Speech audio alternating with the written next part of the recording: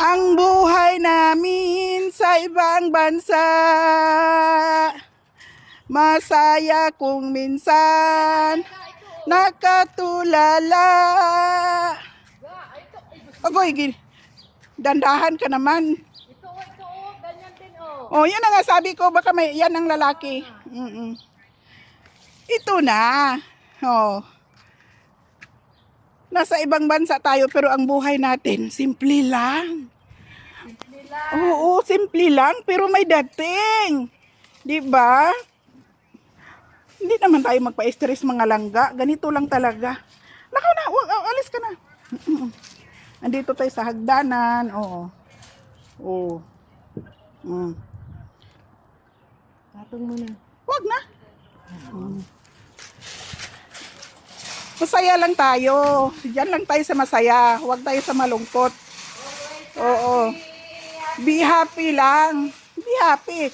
Makakain naman tayo. Masaya naman tayo. Oo. At saka, may sahod naman para i-suporta natin sa ating pamilya. Oo, ganun lang. Oo.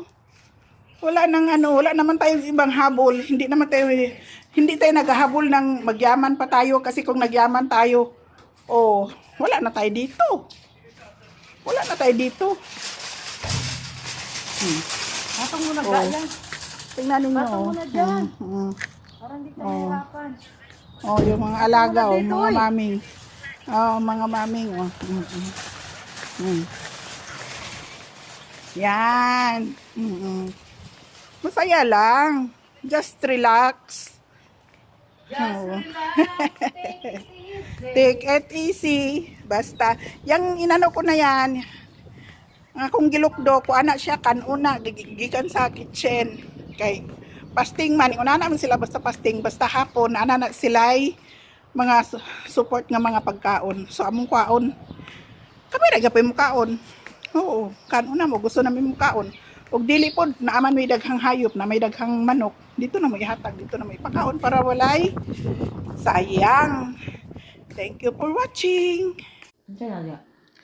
My favorite is chicken masala. Masala. Manok ra siya nga tanan.